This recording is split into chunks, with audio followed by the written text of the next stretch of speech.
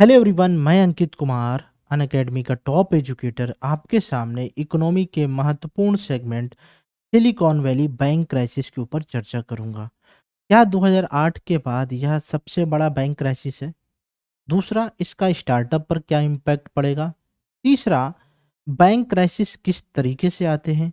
भारतीय शेयर बाजार पे इसका क्या असर पड़ेगा? भारतीय अर्थव्यवस्था पर क्या प्रभाव पड़ेगा?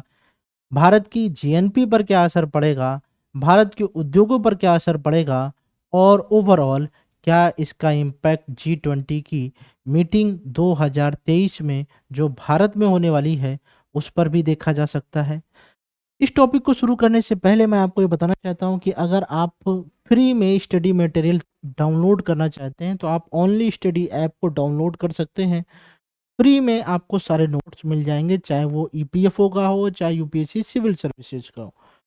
हुआ क्या कि अभी कुछ दिन पहले जो अमेरिकी रेगुलेटर्स हैं उन्होंने सिलिकॉन वैली बैंक को बंद करने का निर्णय लिया। इस बैंक का जो इस्टेब्लिशमेंट है आज से 39 साल पहले 1983 में हुआ था। जब इसकी स्थापना हुई थी तो इसका उद्देश्य था कि यह सिर्फ स्टार्टअप को लोन देगा और आज भी इसी प्रोसेस में ये काम करता है। यह बैंक किस तरीके से काम करता है हम उसको समझने की कोशिश करेंगे, इसने कौन सी गलती की उसे भी हम लोग समझने की कोशिश करेंगे। अगर आप किसी भी टॉपिक को 360 डिग्री में पढ़ना चाहते हैं तो आप अपने 6 मित्रों से दोस्ती कर लीजिए। ये 6 मित्र, मैं अपना दिन, जैसे यहाँ पे बहुत खूबसूरत लाइन लिखी है, मेरा दिन तो इनके साथ गुजरा और आपका किसके साथ। ये खूबसूरत कन्या नहीं, ये 6 एलिमेंट हैं जो आपके दोस्त होने चाहिए। इस टॉपिक को भी हम इसी तरीके से कनेक्ट करेंगे। जैसे सिलिकॉन वैली बैंक कौन है? तो ये अमेरिका का स्टार्टअप बैंक है जो कम इंटरेस्ट पे स्टार्टअप्स को लोन देता है। दूसरा, ये क्या है, ये क्यों है? ताकि वहां की इकोनॉमी ग्रो कर सके। कहां पर है? अमेरिका में है। कैसे काम करता है अभी हम इस पूरे मॉडल को बताएंगे और इसके वर्क मॉडल की वजह से, इसकी स्ट्रेटेजी की वजह से ही ये फेल हुआ। इसी तरीके से हम किसी भी टॉपिक को पढ़ेंगे इन फ्यूचर। अगर आपको किसी भी टॉपिक को पढ़ना है तो आपकी शुरुआत कहाँ से होनी चाहिए, क्या से या क्यों से हो सकती है। सबसे पहले कि हमें क्यों पढ़ना है। पढ़ना क्यों है? क्योंकि यह इकोनॉमी के एस्पेक्ट से काफ़ी महत्वपूर्ण है।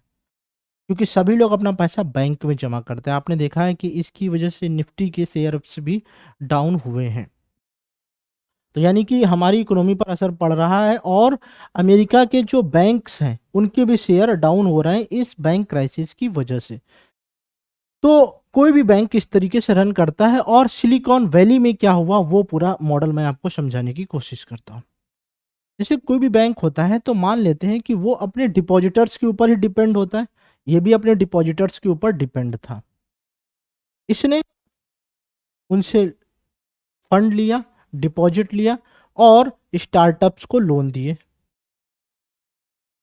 सपोज करिए कि इसने 100 रुपए लिया डिपॉजिट्स के रूप में और अपने डिपॉजिट्स को बोला कि हम जो है आपको 1% का ब्याज देंगे, यानी कि इंटरेस्ट आपको देंगे, आप डिपॉजिट किए हैं तो। अब इसी 100 रुपए को इसने लोन में दे दिया 3% के हिसाब से। अब ये जो 2% का मार्जिन है, इस 2% के मार्जिन पर अपना पूरा बैंक ऑपरेट करेगा। इसी प्रॉफिट के दम पर अपने एम्प्लॉयज को सैलरी देगा, जो एसी लगी है उसका बिल पेमेंट करेगा, जो रेंट दे रहा है उसका बिल पेमेंट करेगा। सारा कुछ इसी 2% के हिसाब से होगा।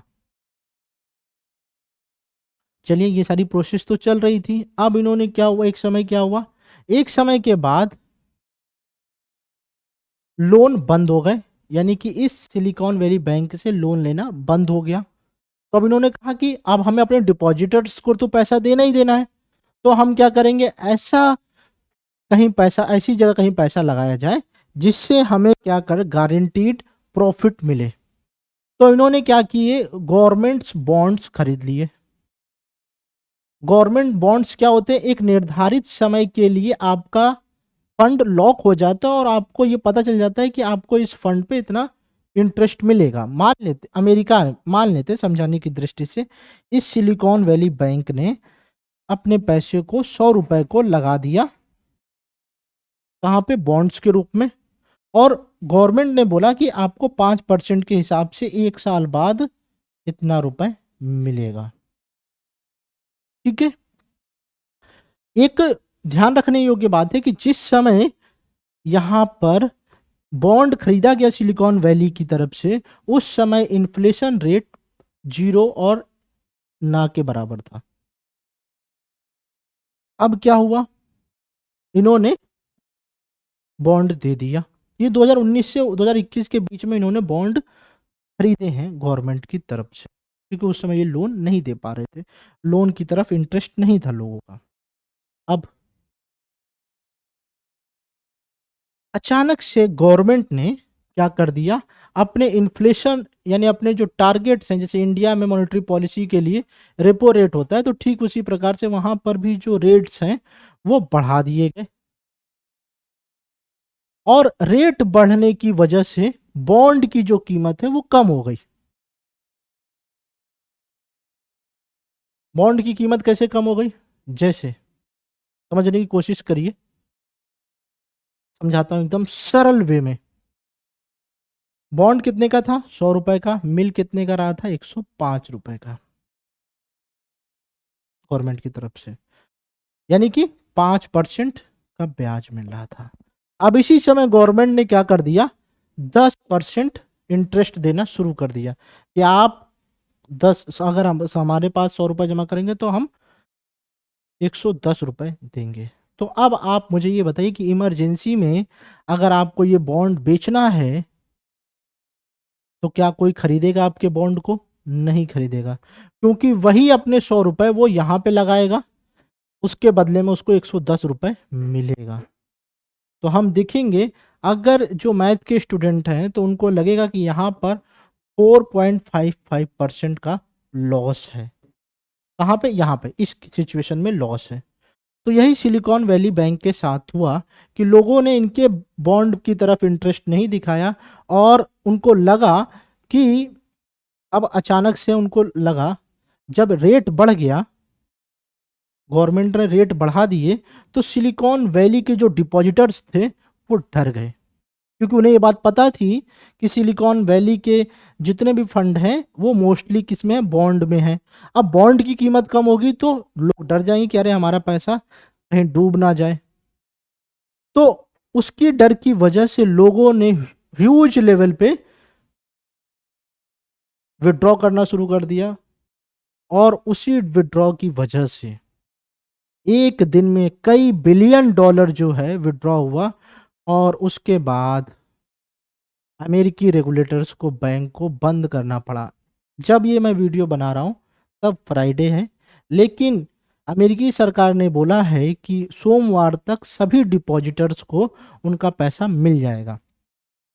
लेकिन वहाँ के लोग डरे हुए हैं। डरने की बात क्या है, आप जैसे इंडिया में क्या है कि एक बैंक इंश्योरेंस होता है कि अगर आप अपना बैंक में पैसा जमा करते हैं और बैंक डूब जाता है तो आपको कितने रुपए मिलेंगे, 5 लाख रुपए। इंडिया में 5 लाख रुपए मिलेगा।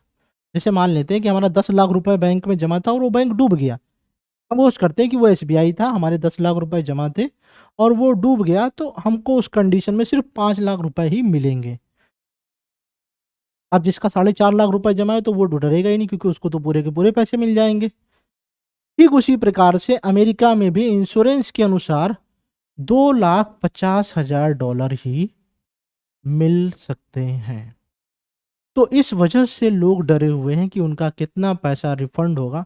इस वजह से वह बहुत परेशान है। समझ में आ गया। अब अगला प्रश्न क्या है कि क्या 2008 के बाद क्या बैंक क्राइसिस, यानी कि बैंक क्राइसिस नहीं, बैंक क्राइसिस तो रहेगा ही रहेगा, क्या मंदी जैसी स्थिति आ सकती है, तो नहीं। ये एक तरीके का स्टार्टअप बैंक है, तो उसका इम्पैक्ट ग्लोबल इकोनॉमी पे नहीं पड़ने वाला है, एक तरीके से लोकल लेवल पे पड़ेगा। अब एक तरीके से सॉर्ट आउट भी हो जाए, क्योंकि 53% जो इनका रिकवरी है, यानी कि जो इन्होंने इन्वेस्ट करके रखा है पैसा, वो गारंटीड वापस आ जाएगा, ऐसा बैंक का कहना है। और जो इनके लोन्स हैं वो सुरक्षित लोन है, बैड लोन के रूप में नहीं है। उन्होंने एकदम हाई सिक्योरिटी के लोगों को दिया, यानी कि जो जिनका इंडिया के हिसाब से सिविल रेट बहुत अच्छा है, यानी कि क्रेडिट स्कोर अच्छा है, उन्हीं को बैंक ने लोन दिया है। तो यहाँ पे उनका कहना है कि आप बस पेशेंस रखिए, सारी चीजें हो जाएंगी, और रिपोर्ट्स के अनुसार ऐसा है भी। अब यहाँ पे एक फैक्ट प्रीलिम्स के पॉइंट ऑफ व्यू से याद रखना है कि जो यूके यूनाइटेड किंगडम की सिलिकॉन वैली की जो ब्रांच है वो HSBC ने क्या कर लिया है, खरीद लिया है। ये फैक्ट के रूप में आपको बस याद रखना है, और कुछ भी नहीं याद रखना है। अन अकेडमी प्लस पे अगर आप सब्सक्रिप्शन लेना चाहते हैं तो लाइफ 10 कोड को यूज जरूर करिए, इससे आपको इंस्टेंट 10% का डिस्काउंट, मैक्सिमम डिस्काउंट मिल जाएगा जो भी आपको ऑफर चल रहा होगा। अगर आप फ्री स्टडी मटेरियल डाउनलोड करना चाहते हैं तो हमारा ओनली स्टडी ऐप है, उसको भी डाउनलोड कर सकते हैं। इकोनॉमी के लिए मैं बहुत फेमस हूँ, आप इजी वे में इकोनॉमी मुझसे पढ़ सकते हैं। जो लोग मुझसे पहली बार जुड़ रहे हैं वो मुझे अन अकेडमी पर भी ज्वाइन कर सकते हैं। अब पहली बात, क्या इसको अल्पकाल के लिए बंद किया गया है? तो हाँ, इसको अल्पकाल के लिए बंद किया गया है, ना कि परमानेंट बंद किया गया। अल्पकाल के लिए इसलिए बंद किया गया ताकि इसकी जो इकोनॉमिक एक्टिविटी है, जो भी इसके फंड्स हैं, उसको रीयूज ना किया जाए, जिससे आने वाले समय में इससे जूझा जा सके। दूसरे शब्दों में, अभी बैंक के कामकाज को बंद किया गया, ना कि बैंक को ही बंद किया गया, यानी कि जो भी इसका वर्क कल्चर है वो इस समय के लिए बंद किया गया। सिलिकॉन वैली का मुख्य कार्यालय और सभी शाखाएं 13 मार्च को फिर से खुलेंगी, यानी खुल चुकी हैं 13 मार्च को। अब ये सिलिकॉन वैली अमेरिका का 16वां सबसे बड़ा वाणिज्यिक बैंक है। 209 अरब डॉलर की संपत्ति है और 175.4 बिलियन डॉलर की इसके पास डिपॉजिट्स हैं। यह नए जमाने की टेक कंपनियों और वेंचर कैपिटल में निवेश करने वाली कंपनियों को वित्तीय सपोर्ट करता है, और 40% कारोबार इसका टेक और हेल्थ इंफ्रास्ट्रक्चर कंपनियों के साथ होता है। ये चीज़ आपको इसलिए पता होनी चाहिए क्योंकि प्रीलिम्स एग्जाम में या फिर वनडे एग्जाम में इसके बारे में पूछ सकता है। बंद होने का कारण मैंने आपको बता दिया कि किस तरीके से व्यापार की जो गतिविधियां थी उनमें गिरावट आ गई, और गिरावट आने की वजह से उसको उन्होंने बॉन्ड के रूप में इन्वेस्ट किया, और फिर बैंक संकट आ गया क्योंकि ग्राहकों ने अचानक से क्या कर दिया, इसमें से पैसा विड्रॉ करना शुरू कर दिया उस बॉन्ड रिपोर्ट के हिसाब से, क्योंकि उनको लगा कि उनका पैसा अब सुरक्षित नहीं, अब हमें पैसा निकाल लेना चाहिए। और बड़े बड़े जितने सीईओ हैं कंपनी स्टार्टअप्स के, उन्होंने बोला कि जाओ बैंक में से पैसा निकाल लो, और लोगों ने निकालना शुरू कर दिया खुद के लोग। इसके अलावा ब्याज दरों में अत्यधिक वृद्धि होने के कारण बैंक की वित्तीय स्थिति पर नकारात्मक प्रभाव पड़ा, जो मैंने आपको बताया। इसके चलते बहुत ज़्यादा बुरा प्रभाव पड़ा। ठीक है, अब इससे पहले भी संकट आ चुका है। इससे पहले 2008 में अमेरिका को बैंकिंग फर्म लेहमैन ब्रदर्स के चलते सबसे बड़ा बैंक क्राइसिस हुआ था, सबसे बड़ा बैंक क्राइसिस था, जिसकी वजह से ही वहां पे हमें मंदी देखने को मिली थी। लेहमैन ब्रदर्स समेत कई अमेरिका के कई बैंकों को उस दौर में काफ़ी लोन बांटे थे, और 2001 से 6 के बीच में जमकर लोन दिए थे। उस वजह से प्रॉब्लम्स हुई। यहाँ पे प्रॉब्लम क्या हुई कि इन्होंने बॉन्ड में इन्वेस्ट करके रखा था, और बॉन्ड की कीमत कम हो गई क्योंकि जो फेडरल बैंक था उसने अपने इंटरेस्ट रेट को बढ़ा दिया, जिसकी वजह से लोगों ने अपना पैसा उधर लगाना सुरक्षित समझा और बैंक की वैल्यू को गिरते हुए देखा। इस वजह से ऐसा हुआ। मैंने आपको सरल भाषा में सारे कॉन्सेप्ट को समझाने की कोशिश की कि इसका असर ना तो भारतीय अर्थव्यवस्था पर पड़ेगा, क्योंकि यह एक तरीके से टेक कंपनियों को दे रहा है जो स्टार्टअप्स कर रहे हैं, और इसका पैसा रिकवर इसलिए हो जाए क्योंकि ये जो भी लोन्स दिए गए हैं वो बैड लोन्स के रूप में नहीं है, हाई सिक्योरिटी लोन्स हैं। इस वजह से ये बैंक बहुत जल्दी रिकवर हो जाएगा, बस लोगों को पेशेंस रखना होगा, क्योंकि जो भी इनके डेटा हैं वो बहुत ही ऑथेंटिक हैं, और वो काफ़ी हेल्प कर रहे हैं इनको रिकवर होने में। कुछ समय के लिए आपने देखा कि अडानी ग्रुप पर भी इम्पैक्ट पड़ा था, लेकिन वो धीरे धीरे रिकवर हो रहा है, और सारी चीज़ें धीरे धीरे रिकवर होती ही हैं, चाहे वो बैंक हो, चाहे वो इंसान हो, और चाहे वो कोई संगठन हो। उम्मीद करता हूँ कि इस वीडियो के माध्यम से आपके अंदर एक अंडरस्टैंडिंग आई होगी। फिर भी आपका कोई डाउट या क्वेरी रह गई हो तो आप कमेंट सेक्शन में ज़रूर से ज़रूर पूछें। मिलते हैं अगले वीडियो में। Thank you so much. जय हिंद।